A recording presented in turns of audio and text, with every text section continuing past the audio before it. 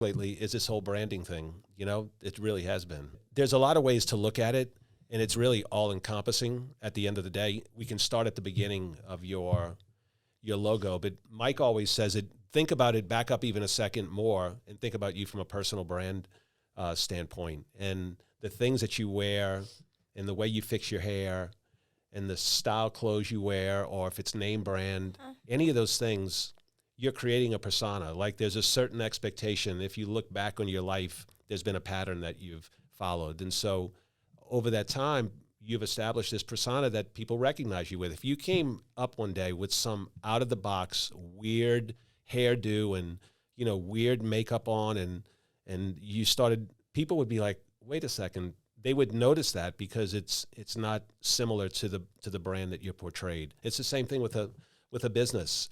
It starts at all those little interactions, right? Those little the cleanliness of your business, the way you decorate it, the attention to detail. Those are all the things that people are looking at and sizing you up basically to say, is this a brand that I want to interact with or form a relationship with? It's kind of like a relationship. That's kind of.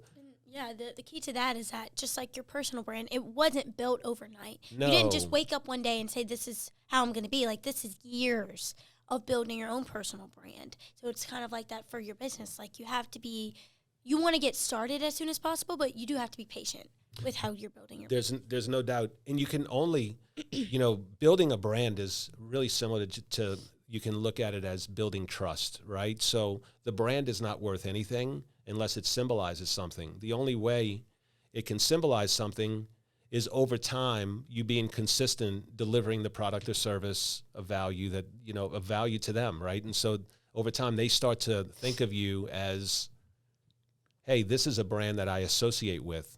And what happens when people make that switch is now they don't become a customer, they become more of an advocate if it's done the right way, because they're sharing their experience with you when something comes up in conversation about a business that's related to yours.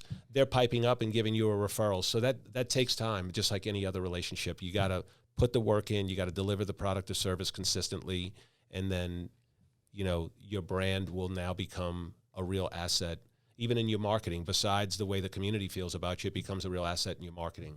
Yeah, well, I think one of the things that you said that really nails it, your branding associates with almost like a feeling a lot of times. Like it could be a happy feeling, it could be a powerful feeling, it could just be when I think of that, I think of smart. That could be part of your brand. It's that feeling that you do. But here's something I want to step out the box a little bit with you. When is it okay? Because sometimes I think it's okay to go outside of the box and do something different from your branding. Just like when you're talking about your personal branding, I think that's why people love Halloween. They want to test a different style. They want to test a different brand. And I think you see that sometimes where somebody will do something so far-fetched outside of it just to test it, almost to kind of create a different little wave. I mean, I don't know if you've seen that. So we call that promotions, right? You can run promotions and tinker and test different theories that you have, and that way you're not committing to changing your brand. You're committing to saying, hey, I have this premise that this might connect with these people in a certain way. Let's run an event, a one-time promo to test it. Let's see what our audience says, how they resonate with them. And that's a way to do that if you want to constantly even be testing, if your brand's not on point. Maybe that's part of the testing process in the beginning. And once you get honed in on it, I think it's pretty obvious, but that's a good thing to use in the testing part of things. Yeah, absolutely. I agree with that. And so I'm going to quote Sean. Earlier, Sean said, your branding sets the stage for how the public perceives your business, but it doesn't necessarily put like an absolute cap on your creative ideas of the kind of things that you want to do.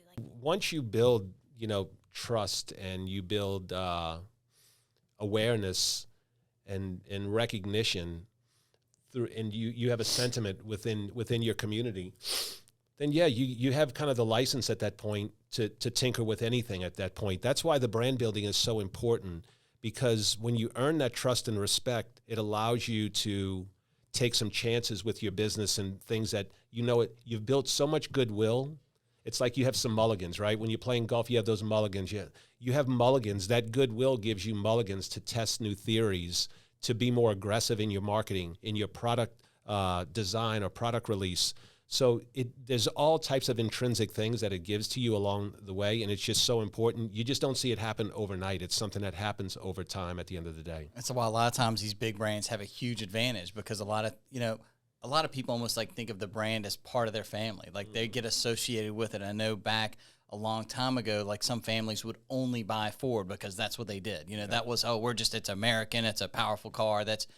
It's consistent with it because they had a good result with what they had. They liked either the service or they liked the sales guy. That there's a lot of things that were associated with it, so they never really even looked anywhere else. So you could build customer loyalty that way. But I think there's trends changing in that a little bit, because there's so much out there, and with the internet allowing people to have free content to push, and it gets really confusing because there's not just one person dominating these messages. Yeah, and it always goes back to the people that pay attention to the details the most, that put the best plan in place, that follow through the most. It's really about details. Customers are looking for your attention to detail. They're looking to how you handle yourself when a problem arises. They're looking for the way you communicate with them when they're not in front of your face and spending money. All of those things go into building that brand and that expectation, because that's really who wins.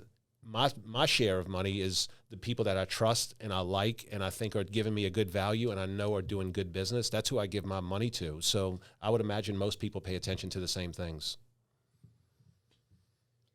And I think, too, just like the biggest takeaway, I guess the message that we want you to take with you today is that a brand isn't established overnight. It's something that you will be consistently working on, but again, consistent. So, yeah. A little patience, but yeah, you have to start somewhere and run with it consistently. Yeah, you start with a list. I mean, I guess somebody, though, like Gary Vee, who has a very strong personal brand, like you can almost predict the way he's going to say something. Like, the way he talks. He's been working on his personal brand for years. Yeah. He didn't just pop up one day and be the Gary Vee that he is right now. So I think that that's a really good example to use. Yeah. And listen, the more bold you are, the more humility you also have to have, right? Just because there's always somebody that's really sure of themselves, very confident in what they do. A lot of ways that they got there is because when they're wrong, they are humble enough to just accept that they don't know everything and learn from those things. So you can even see the way you can begin to speak to people, in a more confident way.